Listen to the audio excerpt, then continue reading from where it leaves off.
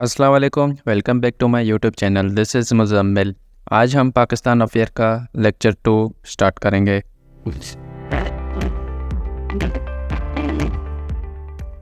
Lecture start करने से पहले मैं एक छोटी सी अच्छी सी बात आपसे शेयर करना चाहता हूँ। हर कोई जन्म से ही किसी न किसी काम में चैम्पियन होता है, बस पता चलने की देर होती है।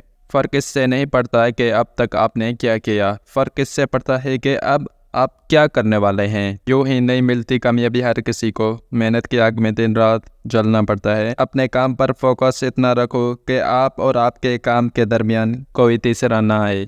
अब स्ट्रेट अवे अपने टॉपिक पे आते हैं। Indian council act 1892, Pakistan affair series का लेक्चर 1। उसमें मैंने वार ऑफ इंडिपेंडेंस 1857 आपके साथ डिस्कस किया था। 1857 से डायरेक्ट मैंने जंप किया है 1892 पर। 1857 थोड़ा सा आपका बताता जाऊँ कि क्या था। 1857 एक डिसऑर्गेनाइज्ड वार थी, किसी प्लान के अकॉर्डिंग नहीं थी, एक स्पॉन्टेनियसली इरप्ट हुई थी। यही वजह थी कि वार ऑफ इंडिपेंडेंस में हिंदू और मुसलमान और इसके अलावा दूसरे माइनॉरिटी हार गए थे और ब्रिटिश को विक्ट्री हुई थी। बहुत से लोग ये समझते हैं कि वार ऑफ इंडिपेंडेंस पूरे हिंदुस्तान में हुई थी अगेंस्ट ब्रिटिश। अगर आप किताबें खोल कर देखें तो बहुत से टेक्स्ट बुक में बच्चों को ये पढ़ाया जाता है कि वार ऑफ इंडिपेंडेंस पूरे हिंदुस्तान में हुई थी, लेकिन नहीं। वार ऑफ इंडिपेंडेंस सिर्फ कुछ स्पेसिफिक प्रोविंसेस में हुई थी हिंदुस्तान में, बाकी का पूरा हिंदुस्तान सोया हुआ था। जैसा कि यूपी, उत्तर प्रदेश में, कानपुर में, नीरत में और इसके अलावा दिल्ली में वार ऑफ इंडिपेंडेंस हुई। पंजाब, बंगाल और इस तरह के बहुत दूसरे प्रोविंस में वार ऑफ इंडिपेंडेंस नहीं थी। और बहुत से लोग ये समझते हैं कि वार ऑफ इंडिपेंडेंस मुसलमानों ने लड़ी थी, ब्रिटिश के अगेंस्ट नहीं। वार ऑफ इंडिपेंडेंस कलेक्टिवली एक स्ट्रगल थी हिंदुओं की और मुसलमानों की ब्रिटिश के अगेंस्ट। एक और बात मैं क्लियर करता जाऊं कि वार ऑफ इंडिपेंडेंस मुसलमानों की वार नहीं थी सिर्फ, और वार ऑफ इंडिपेंडेंस को सर सैयद अहमद खान, जिसको पाकिस्तान का बच्चा बच्चा जानता है, उन्होंने इस वार ऑफ इंडिपेंडेंस को सपोर्ट नहीं किया था।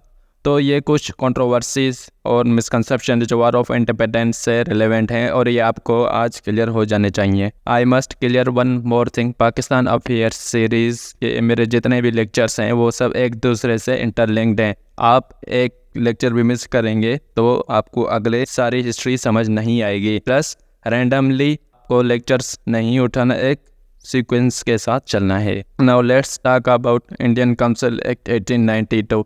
इंडिया की हिस्ट्री का एक टर्निंग पॉइंट समझा जाता है। क्यों?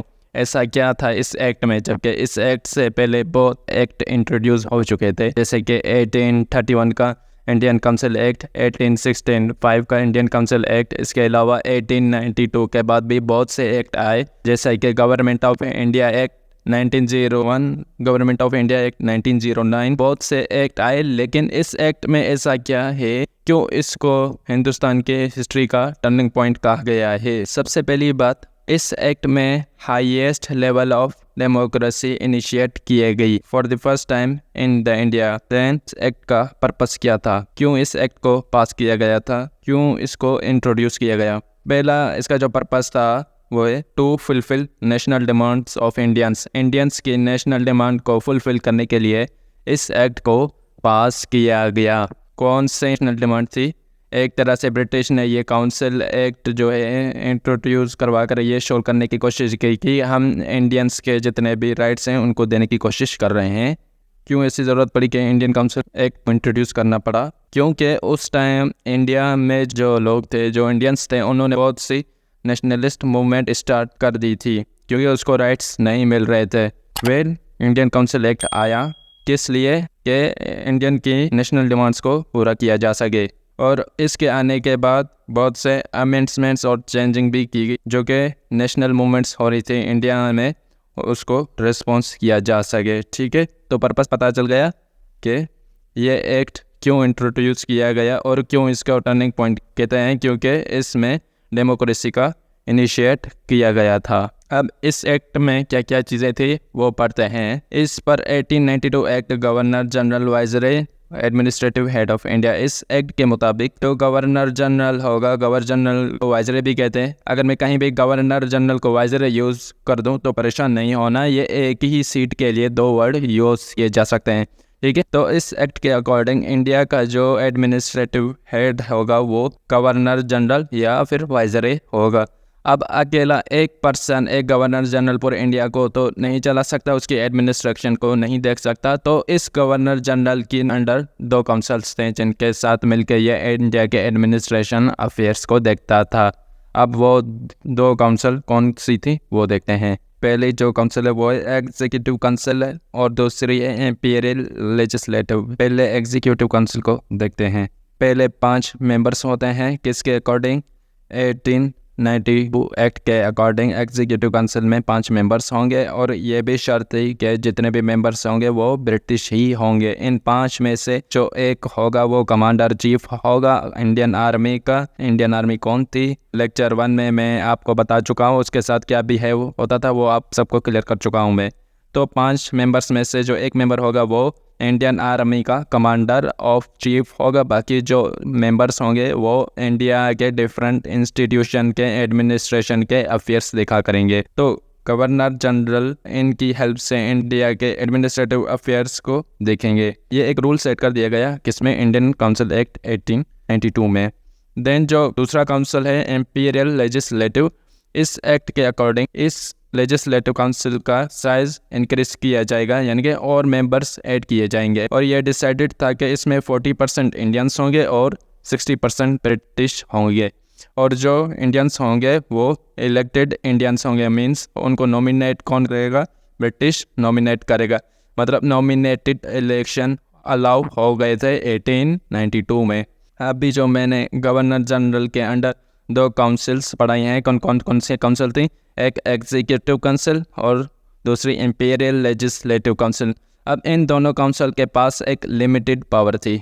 Limited power given to legislative ask question discuss budget, means कि जो इंपीरियल लेजिस्लेटिव हैं उनको लिमिटेड पावर दी गई थी। कैसी पावर कि वो क्वेश्चन तो कर सकते थे लेकिन अपनी सजेशन इम्पोज नहीं कर सकते थे। बस वो बजट को डिस्कस कर सकते थे, इसमें अपनी सजेशन नहीं दे सकते थे। मतलब उनकी पावर को लिमिटेड रखा गया था। अब जो बिगनर्स हैं जिन्हें अभी पाकिस्तान अफेयर्स की तैयारी शुरू कर रहे हैं, बहुत से टर्मिनोलॉजी ऐसी होती हैं इनको समझ नहीं आती हैं, तो उनके लिए मैंने यहाँ पर डेफिनेशन लिखी है काउंसिल की। काउंसिल क्या होता है, पीछे हमने गवर्नर जनरल के काउंसिल पढ़ते आ रहे हैं। तो काउंसिल होते हैं ग्रुप ऑफ पीपल वो have right to make rules and decision. Council एक ग्रुप ऑफ पीपल होता है जिनके पास राइट होता है कि वो डिसीजन ले सकते हैं, प्लस वो रूल्स भी बना सकते हैं। इसके अलावा 1892 एक्ट में और क्या क्या रूल्स बनाए, उन्होंने कहा कि जो प्रोविंसेस हैं वो लिमिटेड डिस्कशन कर सकते हैं रेवेन्यू एंड एक्सपेंडिचर्स पे, प्लस वो अपनी सजेशन इम्पोज नहीं कर सकते। फिर जो इंडियंस थे उनको क्या राइट्स मिले इसके बाद, you must remember this thing, 1892 का एक्ट क्यों बना कि ताकि इंडियंस की नेशनल्स रिक्वायरमेंट है, नेशनल डिमांड है, वो पूरी की जा सके। तो अब देखें इस एक्ट के अकॉर्डिंग इंडियंस को कितना राइट दिया गया था। इंडियन को ये अलाउ था कि वो पार्टिसिपेट कर सकते हैं काउंसिल्स में। क्यों पार्टिसिपेट कर सकते हैं, टू अंडरस्टैंड रूल्स के, वो इन रूल्स को अंडरस्टैंड कर सकें और इनके अलावा और कोई राइट नहीं दिया गया था। जबकि इस एक्ट का पर्पस आपके सामने क्लियर है। Viceroy allows to invite dead bodies in India, मतलब वाइसरॉय को ये अलाउ था कि वो ब्रिटिश से अगर कोई बॉडीज़ को कोई लोग बुलवाना चाहता है तो वो इंडिया में बुलवा सकता है। And select and delegates as their representatives or as a non officials, और इन पर्सनस को, इन बॉडीज़ को अपने रिप्रेजेंटेटिव्स के तौर पे सिलेक्ट कर सकते हैं एज अ नॉन ऑफिशियल्स। इनको सिलेक्ट कर सकता है किसमें, सेंट्रल लेजिस्लेटिव काउंसिल्स में। ठीक है, मतलब वो बाहर से ब्रिटिश को बुलवा सकता है अपने रिप्रेजेंटेटिव, अपने नॉन ऑफिशियल्स के तौर पे, और उनको कहाँ पे रखेगा, अपने सेंट्रल लेजिस्लेटिव काउंसिल पे रखेगा। ठीक है जी। अब थोड़ी देर पहले मैंने ये डिस्कस किया था कि 40% इंडियंस होंगे जो कि इलेक्शन के थ्रू नॉमिनेट होकर आएंगे। अब ये इलेक्शन किस तरह होंगे ये मैं आपको आगे इन डिटेल सारा समझा दूंगा। 10 इसके अलावा universities, boards, certain trade unit, landlord association, इन सब को पावर दी गई, इन सब की पावर इंक्रीज कर दी गई according to 1892 act. Another point is put foundation of parliamentary system of India. अब 1892 का जो एक्ट था इसमें एक तरह से इंडिया के पार्लियामेंट्री सिस्टम की बुनियाद रखी गई थी हिंदुस्तान में। कैसे, इस बात को आप अंडरस्टैंड करते हैं। दिस इज़ द मैकेनिज़्म, और इस को आप बहुत से गौर से समझना है। देखिए, मैंने थोड़ी देर पहले ये बात की थी कि जो गवर्नर जनरल है इसको एडमिनिस्ट्रेटिव हेड बना दिया गया है इंडिया का 1892 एक्ट के अकॉर्डिंग, लेकिन इसके बावजूद इसके पास डिसीजन पावर नहीं है, वो खुद से फैसला नहीं कर सकता, खुद से डिसीजन नहीं ले सकता। तो फिर डिसीजन कौन लेता है वो देखते हैं हम। गवर्नर जनरल ने कोई भी बात मनवानी होती है तो वो उस बात को पहुंचाता है ब्रिटिश पार्लियामेंट तक। ब्रिटिश पार्लियामेंट उस बात को अप्रूव करती है, उसके बाद दोबारा से अप्रूवल आता है गवर्नर जनरल के पास। After approval by British parliament, approval आ गया गवर्नर जनरल के बाद, गवर्नर जनरल के अंडर जो काउंसिल है उसके थ्रू वो बिल पास करवाए और ये शो कर दिया कि हमारी काउंसिल ने बिल पास कर दिया है। ये एक मैकेनिज़्म है कि किस तरह डिसीजन मेकिंग होती थी एंड फाइनल अप्रूवल किसकी होती थी, ब्रिटिश पार्लियामेंट की, और डिसीजन मेकिंग जो कैपेसिटी होती वो भी ब्रिटिश पार्लियामेंट की ही होती थी। गवर्नर जनरल को अगर कुछ मनवाना होता था तो बात को कहाँ पहुँचानी होती थी, ब्रिटिश पार्लियामेंट तक ही। अगर वो फाइनल करते तब वो अपने काउंसिल्स के थ्रू बिल पास करवाता, देन डेट्स इट। अब यहाँ पे क्वेश्चन ये रेज होता है कि उस टाइम ना तो मोबाइल्स फ़ोन थे, ना तो टेलीफोन्स थे, ना ही उस टाइम लैपटॉप कंप्यूटर कुछ भी नहीं थे, मतलब टेक्नोलॉजी फ्रीज जोन थी। तो गवर्नर जनरल अपनी कोई भी बात ब्रिटिश पार्लियामेंट तक किस तरह पहुंचाता था और ब्रिटिश पार्लियामेंट किस तरह वो अप्रूवल गवर्नर जनरल तक पहुंचाती थी। देखिए, इंडिया की जो ब्रिटिश पार्लियामेंट थी वहाँ पे एक वज़ीर भी थे। इस वज़ीर को कहते हैं secretary of state for Indian affairs कहते हैं। ये एक ऐसे वज़ीर थे जो गवर्नमेंट्स के साथ चेंज होते रहते थे। जैसे कि जो पहले पीटीआई की हुकूमत थी, उनकी अपनी एक कैबिनेट थी और उस कैबिनेट में मिनिस्टर्स थे, जैसे कि फॉरेन मिनिस्टर जो शाह महमूद कुरैशी थे, फवाद चौधरी, असद उमर, इस तरह के और भी मिनिस्टर्स थे। मतलब उसकी अपनी कैबिनेट थी और उनके वज़ीर हैं। तो जब पीडीएम की हुकूमत आई तो पीटीआई के कैबिनेट थी, उसके जो मिनिस्टर्स थे, तो उसकी अलग से कैबिनेट होगी। और नवाज़ शरीफ की कैबिनेट को किचन कैबिनेट कहते हैं। क्यों कहते हैं? क्योंकि नवाज़ शरीफ के कैबिनेट में सारे उनके अपने बंदे हैं, मतलब उनके अपने रिश्तेदार वगैरह, बेटे बेटियां, भाई, इसलिए नवाज़ शरीफ की कैबिनेट को किचन कैबिनेट भी कहते हैं। ब्रिटिश पार्लियामेंट में जो वज़ीर थे वो गवर्नमेंट के साथ चेंज होते रहते थे। इस वज़ीर का क्या काम था?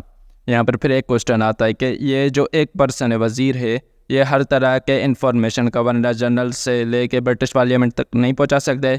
ये तो हर टाइम सफ़र ही करते रहेंगे, सफ़र ही में ही रहेंगे। अब क्या था कि सेक्रेटरी ऑफ स्टेट के अंडर भी एक काउंसिल थी।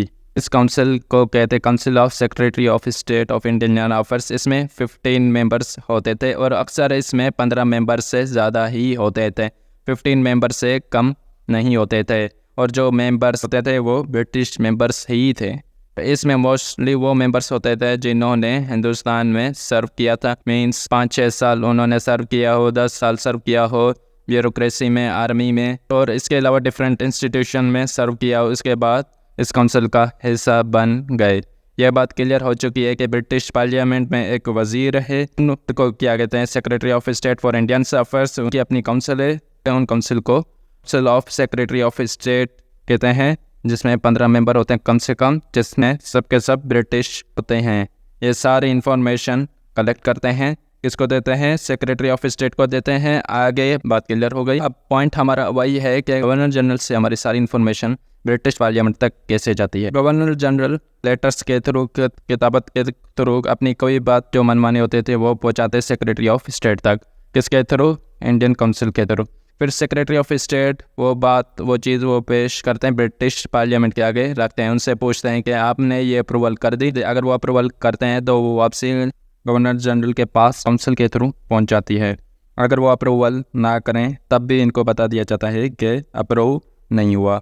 तो ये एक मैकेनिज़्म है, कोई भी बात अप्रूव करवानी है तो ब्रिटिश पार्लियामेंट के थ्रू ही होंगे। डिफरेंट सोर्सेज इसमें होंगे, governor general, secretary of state, council of secretary. मतलब हिंदुस्तान में जो डिसीशंस होते थे वो किसके चलते थे? वो ब्रिटिश पार्लियामेंट के चलते थे। इंपीरियल लेजिस्लेटिव काउंसिल में मैंने आपको क्लियरली वाज़ेह किया था कि 40% इंडियंस यहाँ पर नॉमिनेट होंगे और ब्रिटिश इनको नॉमिनेट करेंगे, मींस नॉमिनेटेड इलेक्शंस अलाउ थे।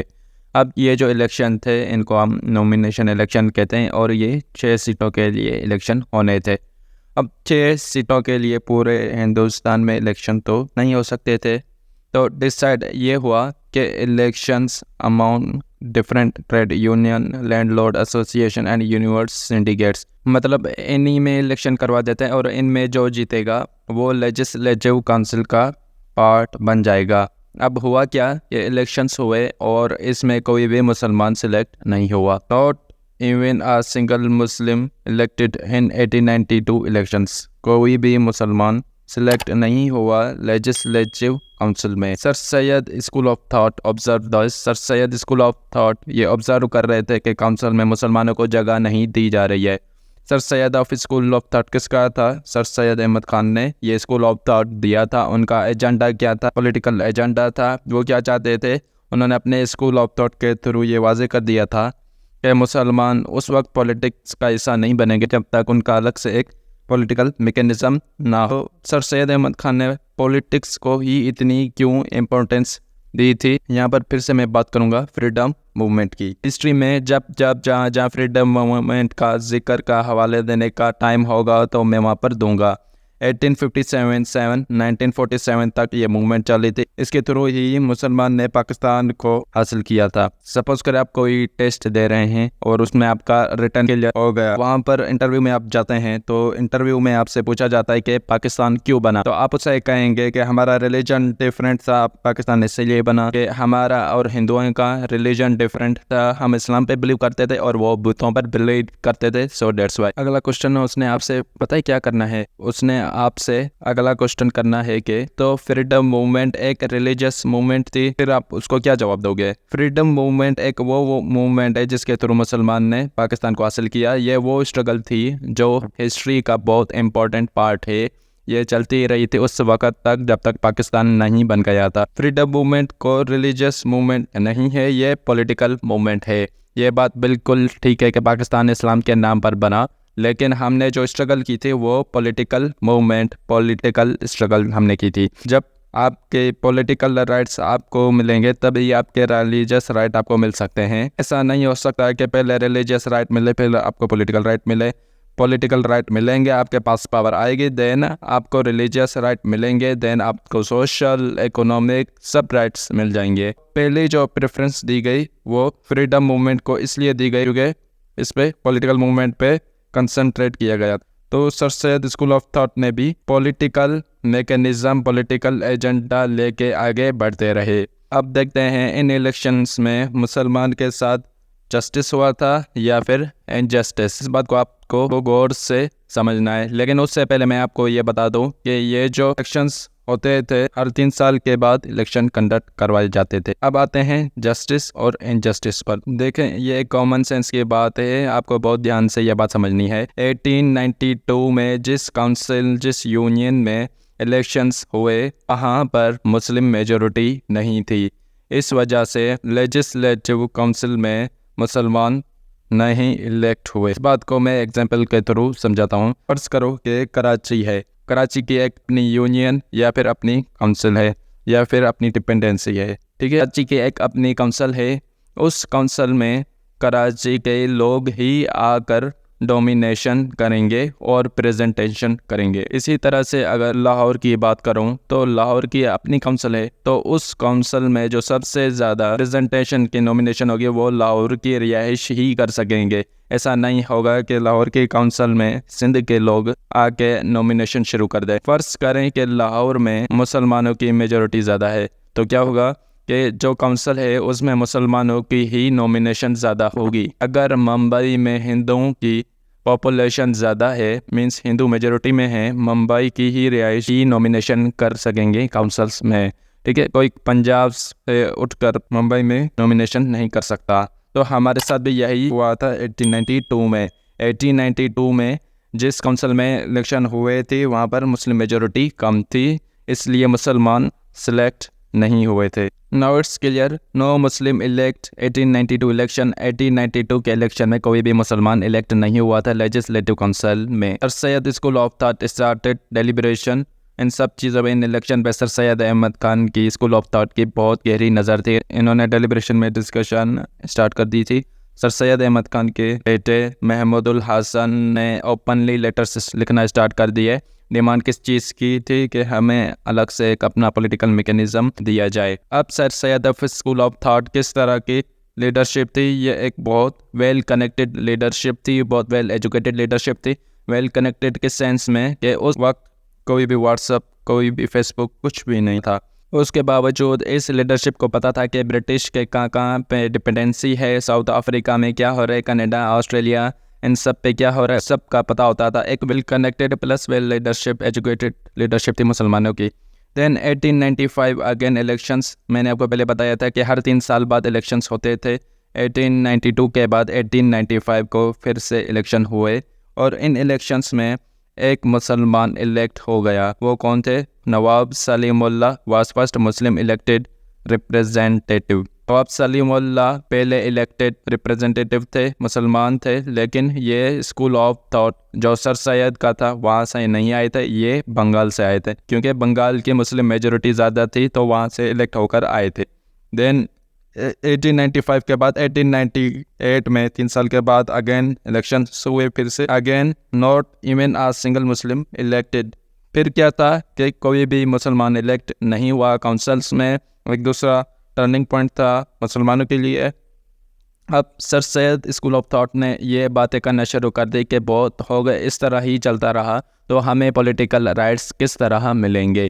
उन्होंने कहा कि अब तो ये फाइनल हो चुका है कि मुसलमानों को किस चीज़ की ज़रूरत है, पॉलिटिकल मैकेनिज़्म की हर हाल में ज़रूरत है, क्योंकि ब्रिटिश इस बात को फुल फ्लेज इग्नोर कर रहे थे कि मुसलमान नाम की कोई भी चीज़ है हिंदुस्तान में। उनको पीछे ही करते जा रहे थे।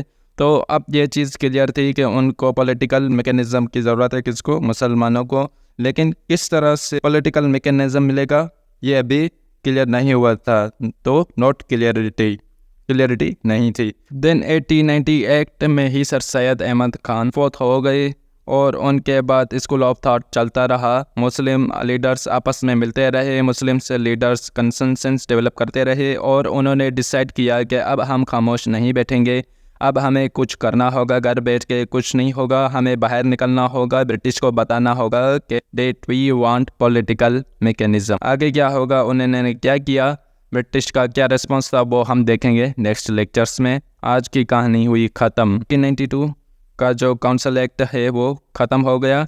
यहाँ पर आपको इसको ख़त्म करके अधूरा नहीं छोड़ना है, आपको इसके बाद एनालिसिस लिखना है। इस पे आपने ये लिखना है कि क्या इंडियंस के नेशनल इंटरेस्ट, नेशनल डिमांड्स पूरी की गए इस एक्ट के थ्रू। आपको इसको क्रिटिकली एनालाइज करना है, एनालाइज लिखना है। कमेंट सेक्शन में 3 लाइनों में आपने एनालिसिस इस एक्ट पे लिखना है।